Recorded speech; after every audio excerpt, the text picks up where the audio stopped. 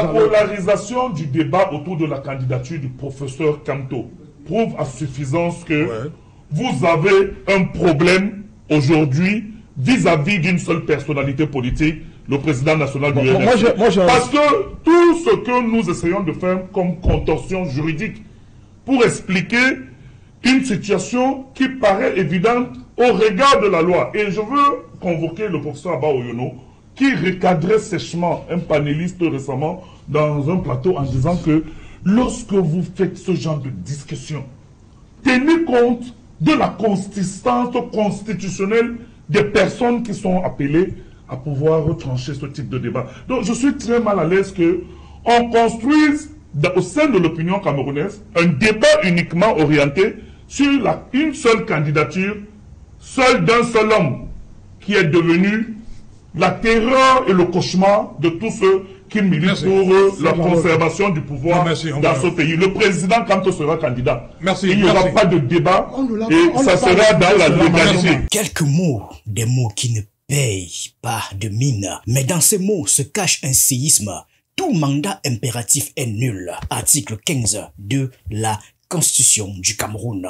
Cette phrase pourtant anodine en apparence vient de réveiller les juristes, les politiques, les universitaires et même les citoyens les plus éloignés des débats institutionnels. Elle s'impose comme un sabre planté en travers du chemin vers 2025 car au fond, ce n'est pas juste une question de droit, c'est une question de pouvoir, de représentation, de légitimité et surtout c'est la question de savoir si Maurice Kamto pourra ou non être candidat sous la bannière du mouvement pour la renaissance du Cameroun. Ce débat, longtemps contenu dans les siècles techniques, a débordé. Il a envahi les plateaux, il a enflammé les quartiers et il a produit l'une des confrontations les plus instructives et les plus intenses de l'année. Maître Ngefa contre le professeur Louison Isomba. Deux conceptions du droit, deux écoles, deux styles, et au centre, une nation suspendue à une virgule de la Constitution. La question de fond qui est posée ce soir, c'est de savoir, est-ce que lorsqu'il y a transfuge des militants d'une certaine formation politique à une autre, confère l'éligibilité présidentielle au parti auquel les nouveaux viennent d'adhérer? C'est la question de fond. Et c'est la question à la suite de laquelle le Conseil constitutionnel sera appelé à répondre. Mais ce que je dois vous dire de manière la plus froide, c'est que le seul fait qu'on ait des transfuges d'un parti politique pour un autre ne confère pas l'éligibilité présidentielle. Est-ce qu'aujourd'hui, au niveau du Conseil, au niveau du Bafoussam Premier, Maître Tsapi Lavoisier et les autres représentent le MRC? Ça crève les yeux, ça crève l'écran. Il est interdit au Cameroun d'appartenir à deux partis politiques simultanément. Quel est le crime? La République est accusée de contradictions. D'un côté, sa constitution libère les élus de toute attache partisane. De l'autre, son code électoral encadre strictement l'éligibilité des candidats à la présidentielle. La question est donc simple.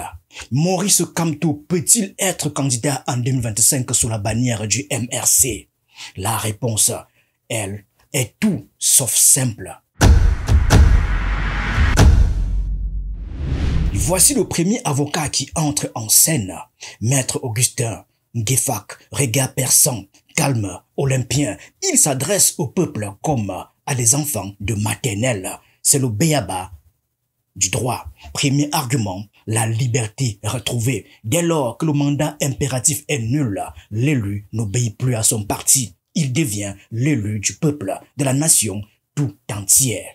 On l'écoute. Que signifie tout mandat impératif est nul? Le législateur camerounais ou bien le constituant camerounais, depuis 1958, détestait un peu le mandat impératif. Entre 1958 et 1972, aucune de nos constitutions n'a vu écrit dans son texte l'autorisation du mandat impératif. C'était toujours l'interdiction. En 1972, ils ont expérimenté un peu le silence dans ce domaine. l'interdiction a été supprimée dans la Constitution. Donc il y avait un vide qui permettait donc tout le brouhaha que les militants du RDPC développent aujourd'hui. C'était silencieux. Pour régler un peu le problème entre 1991 et 1992, en 1991 donc, le législateur a pris ce qu'il appelait les lois électorales, parce qu'à l'époque on parlait de loi électorale. En 1991 donc, le législateur a inscrit dans la loi électorale portant élection des députés l'autorisation ou bien l'application du mandat impératif. C'est-à-dire qu'un député qui était en discordance avec son parti, le parti avait le dessus sur lui et non la nation. En 1992, le législateur a pris le même texte, a copié le même texte qu'il a appliqué aux conseillers municipaux, interdisant de ce fait, ou bien validant de ce fait, la notion de discipline qui règne dans le RDPC. C'est que le RDPC fonctionne comme si leur discipline désordonnée s'affecte à tout le monde sans base légale. Non. En 1996, donc, l'applicabilité de cette interdiction, ou bien du mandat impératif, issu non de la Constitution, parce qu'il faut le dire, issu non de la Constitution, même des lois électorales, le professeur Joseph Owana a mis fin à ce débat. Parce que nous, c'est mon promotionnaire, nous connaissions certains de nos professeurs qui avaient été désignés pour l'accompagner dans la rédaction de cette loi de 1987, qui est la loi fondamentale, qui est la Constitution. Alors, ce constitutionnaliste a donc mis fin à ce débat oiseux qui rend paresseux tout débat politique dans la République, en inscrivant dans la Constitution article 15 que tout mandat impératif est nul. Alors, dès lors que tout mandat impératif est nul, il faut comprendre ce que cela veut dire. Dès lors que le mandat impératif est nul, l'élu retrouve ses droits. Le premier droit qu'il retrouve, c'est la liberté d'agir. L'élu est libre, totalement libre. Il devient l'élu de la nation et non l'élu du parti. Pour lui, l'article 15 est clair. Le mandat impératif n'existe pas. Autrement dit, un élu n'est pas prisonnier du parti qui l'a investi. Il devient, dès son élection, un représentant de la nation tout entière. Cette lecture simple et efficace renverse les équilibres partisans traditionnels. Elle consacre l'élu comme une entité autonome, détachée de la logique partisane. Un élu, selon cette grille, est libre d'agir, libre de penser, libre même de changer d'orientation politique. Et ce raisonnement mène à un deuxième argument. Si un ancien élu du SDF régional MRC se daigne peut se revendiquer comme étant représenté, car l'élu n'est pas le bien du parti, mais celui du peuple. Écoutons-le encore. L'alinéa premier de la Constitution dit que, l'article 15 dit que chaque député représente l'ensemble de la nation. Le mot représente égare beaucoup les littéraires et non les juristes. Vous savez, souvenez-vous de Modi Koko, le professeur Modi Koko, lorsque nous enseignons la notion de personne morale. Il dit que, ayant trouvé non et non-net, il a cherché dans le vide à savoir quel était le sexe de la personne morale. Il n'a pas vu, pour dire qu'on ne touche pas, on ne voit pas, on ne parle pas la personne morale. Or, un parti politique, c'est une personne morale qui ne peut se mouvoir qu'à travers son représentant. Le RDPC, c'est une personne morale. Vous êtes là, Biri. Vous n'êtes pas le RDPC. Le RDPC, c'est une fiction que vous représentez. Vous n'êtes pas le RDPC. Et ça, c'est ce qu'il faut que les membres du RDPC qui discutent à longueur de journée enlèvent de leur tête. Ils ne sont pas la personne morale qui est le RDPC. Ils ne sont que le représentant du RDPC. Alors, ce représentant-là pose problème. Le premier problème est celui-ci, que la loi définit. Est-ce qu'il doit être celui qui a été élu à la dernière élection? Ce que la loi ne dit pas. Mais le RDPC fait avaler ça à tout le monde. Pour dire que pour être le représentant, il faudrait celui qui a été élu entre 2018 et 2020. Faux. Où est le texte? Disons l'article 121 ensemble. Les candidats peuvent être soit investis par un parti politique, soit investis par un parti politique. Ça, c'est l'alinéa premier. Les candidats investis par un parti politique non représenté à l'Assemblée nationale. J'ai déjà expliqué la notion de représenter. Parce qu'on ne touche pas, on ne voit pas. Non représenté à l'Assemblée nationale, au Sénat, dans un conseil régional ou dans... doit. Donc, à l'inverse, ça veut dire que il faut qu'il soit représenté. On va dire, est-ce que le MRC a un membre qui le représente, soit à l'Assemblée nationale, soit au Sénat, dans un conseil régional ou dans un conseil municipal? C'est la question qu'on doit poser. Parce que là, il y a une notion de temps. Le représentant du MRC, ce n'est pas après le dépôt du dossier, mais c'est avant le dépôt du dossier. À travers cette lecture, Maître Nguefak renverse la table. Il oppose la souplesse de la Constitution à la rigidité du code électoral. Et dans cette vision, la candidature de Maurice Kamto redevient non seulement possible, mais juridiquement défendable.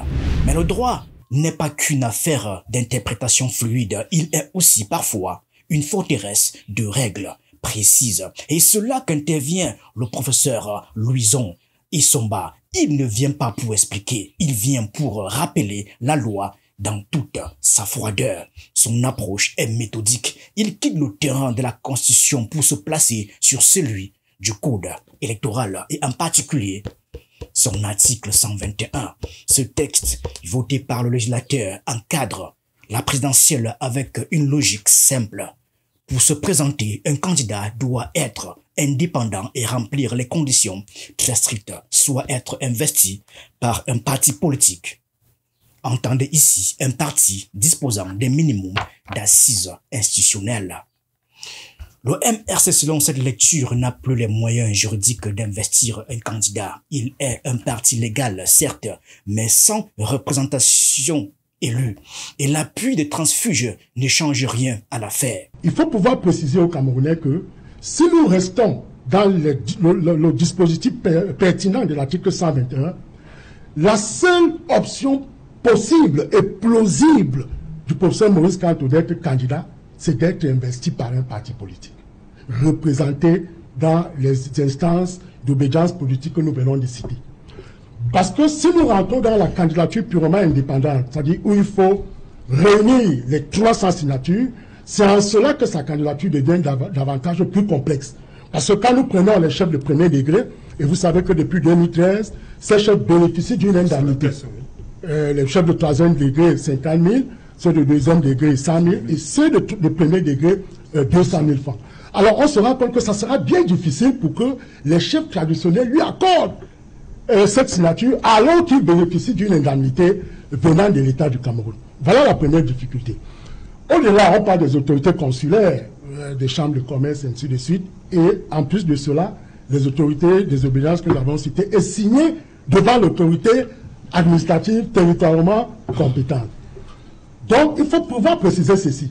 Sur la base de l'article 121, en son alinéa 1, il est plausible pour le professeur Maurice Kamto de poser sa candidature. Mais maintenant, pas sous les orifices ou les oripeaux du MRC, mais du parti qui l'aura investi. Ça, c'est une précision de taille. Et même une autre condition, il faudrait aussi qu'il démissionne du MRC, parce qu'il ne peut pas appartenir à deux partis politiques à la fois. Mais le professeur Isomba ne s'arrête pas là. Il convoque à son tour l'article 15, mais lui, il ne le voit pas comme une autorisation de liberté. Il y voit une protection du mandat, une irrévocabilité. L'élu, une fois en poste, ne peut plus être retiré. L'élu est donc intouchable, mais pas transportable. Son mandat est personnel, non transmissible. Autrement dit, un élu qui change de parti change peut-être de foyer, mais pas de nature juridique. Il reste un élu issu de l'ancienne étiquette. Et là, le fond du débat change. Est-ce qu'un transfuge, un ancien élu du SDF, devenu MRC, peut rendre le MRC éligible? Réponse de l'universitaire. Le mandat impératif veut dire, selon le constituant camerounais, que l'élu juge juridiquement d'une liberté absolue vis-à-vis de son parti et vis-à-vis de ses électeurs. C'est la raison pour laquelle, une fois que l'élu a bénéficié du suffrage, les rapports avec le parti et ses électeurs s'arrêtent. C'est la raison pour laquelle le mandat est déclaré comme irrévocable. Parce que l'élu doit aller jusqu'à la fin de son mandat. Comme c'est le cas avec le maire Billon. Bien sûr, bien sûr. Alors, à partir de là, on se rend compte que la conception de la définition négative du mandat impératif prévu dans les lois de 1991, 92 et 93 dispose que une fois que l'élu il est tenu, c'est-à-dire il est tenu de respecter les conseils et les exigences de son parti, sous peine de quoi son mandat sera frappé de déchéance. Alors, dans la conception actuelle, ça veut dire quoi, Serge Alotou?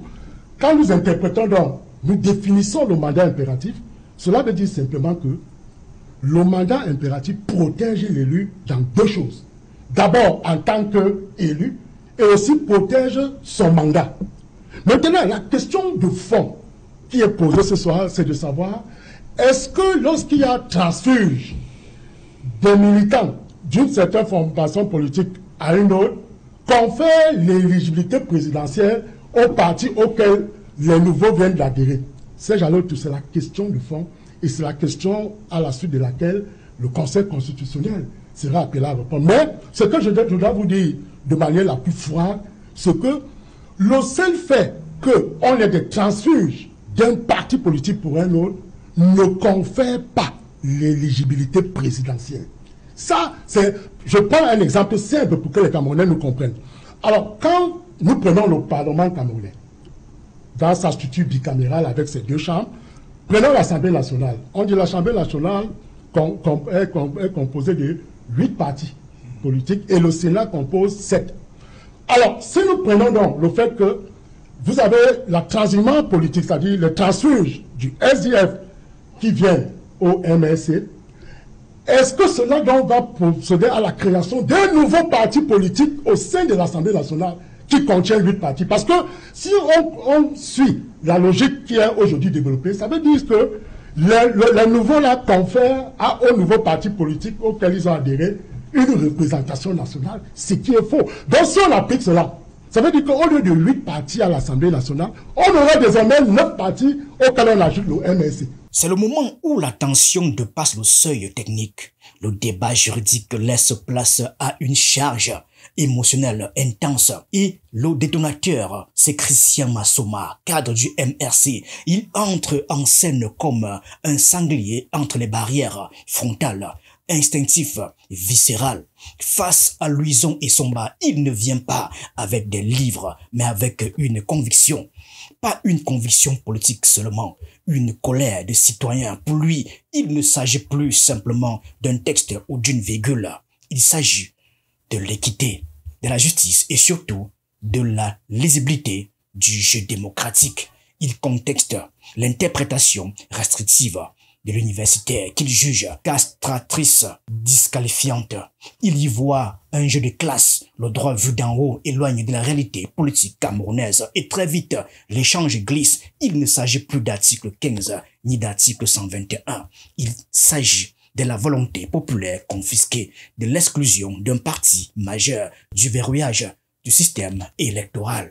L'honorable Nietzsche siège à l'Assemblée nationale en ce moment sous quelle bannière? Puisqu'il a été exclu du SDF et il siège à l'Assemblée nationale. Quelle est la bannière qui est la sienne à l'Assemblée nationale? Est-ce qu'il siège sous les oripeaux du MSC? Non, je vous pose la question. Non, c'est bon, il n'a pas pris. Est-ce qu'il a pris cet acte comme les autres? Non, il est du FCC. Voilà. Il est du FCC. Hein? L'honorable Nietzsche est le président du FCC.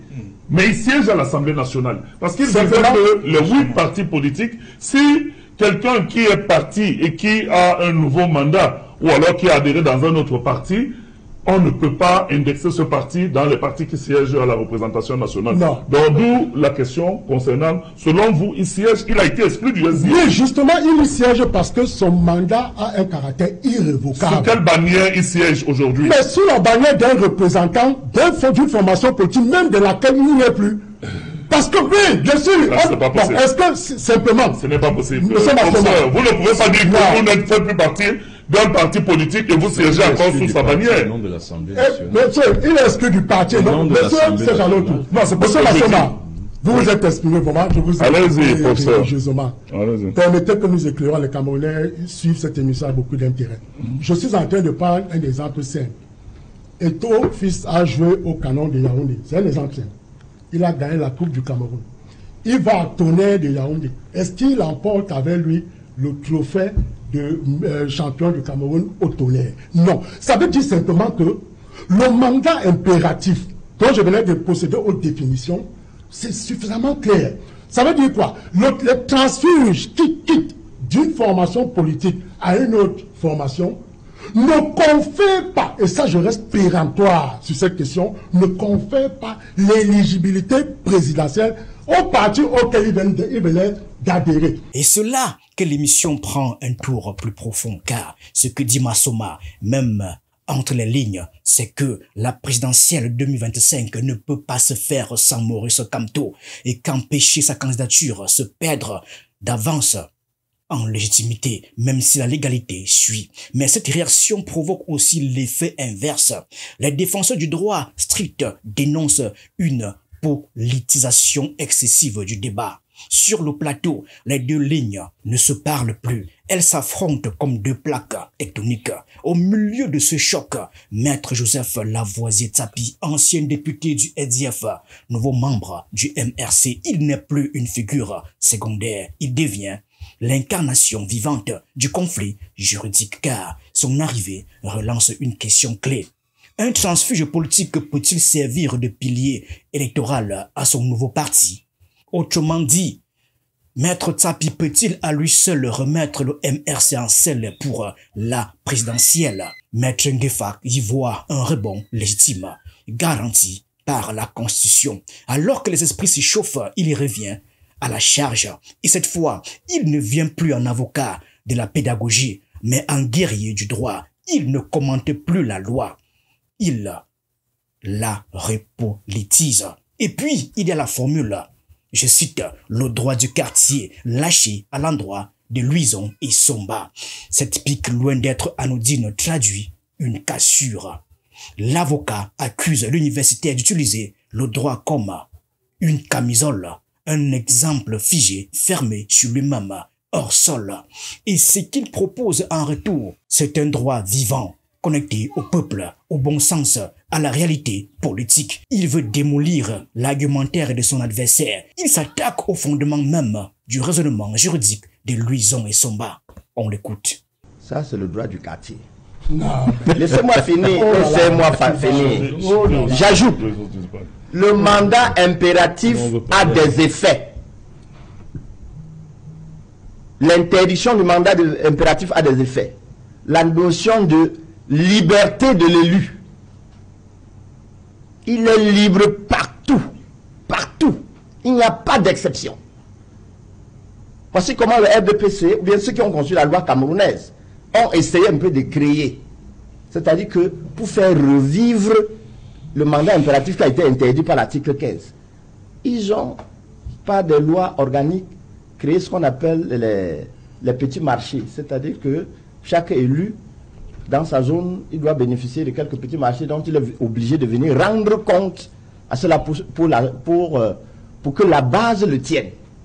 Or, professeur, il y a deux notions qu'on doit dire. Avec vous, la notion d'électorat droit subsiste, alors que le mandat, l'interdiction du mandat impératif donne un simple de l'électorat fonction. Vous faites revivre avec votre analyse. On revoit la notion de l'électorat droit. Alors que ce que la loi camerounaise dit, c'est l'électorat fonction. De son côté, l'enseignant de droit ne bouge pas d'un millimètre. Il reste froid, précis, loyal au texte. Pour lui, la démocratie ne tient pas à la rue ou à la symbolique, mais à la lettre du code. Et dans cette vision, le rôle du juriste n'est pas de suivre l'air du temps, mais d'ériger des digues. Pour lui, ce n'est pas une question d'émotion, c'est une question de texte, de légalité. Les deux hommes ne lâchent rien. C'est un vrai coup de droit en live. Les téléspectateurs assistent à un choc de titans intellectuels. Et tout le monde comprend alors que Maître Tsapi n'est plus un simple homme politique. Il est un précédent en devenir, une jurisprudence vivante. S'il est admis que sa présence suffit à rétablir l'éligibilité du MRC, alors une brèche s'ouvre.